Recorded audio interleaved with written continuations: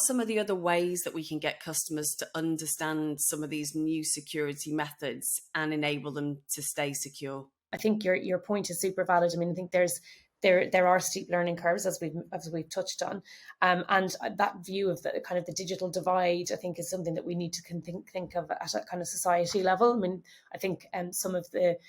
digital natives may not struggle with these new types of control, but people who may be less familiar with online technology, who may be less comfortable using online apps or mobile apps, there's a real risk that those folks get left behind, or that we need to kind of cater for them from a security perspective in a different way that is more inclusive and is more aligned with kind of how they perceive and how they interact with online services. So I think that's something I feel needs a lot of focus and attention,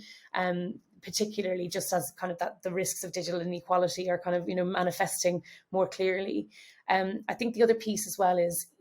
there's my time at Open Banking was a really, really insightful opportunity to see where the industry was changing and where there were those maybe friction points or kind of maybe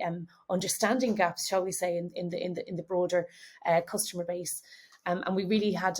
some great initiatives to see how we could better support them, including just providing consistent customer messaging. So I think with the panoply of different payments opportunities now comes a vast variety in different types of security messaging. And if you look back many years ago, the first advent of online banking, there was a real push at an industry level to consolidate around messaging around fraud, because it very quickly became clear that without that type of dedicated education and consistent messaging, fraud losses would really, really hurt the online banking proposition and customer trust would erode. I think that really drove great collaboration and great consistency of messaging, so people knew, don't give away your password, don't give away kind of your PIN details, make sure that you keep those safe and secure.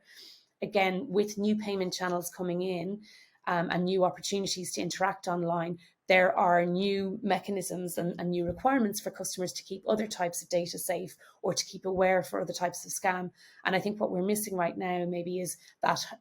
very harmonized and very consistent user messaging at an industry level that can help people keep safe and secure. I agree with all of that. I think, one of the other things is when we think about, you and I, we think about a lot of the people that are working within the digital space, within the security space, within the digital identity space. We're also not representative necessarily of the population. And I think having that empathy for the user, really, as you say, putting them at the heart of everything that we do, all users,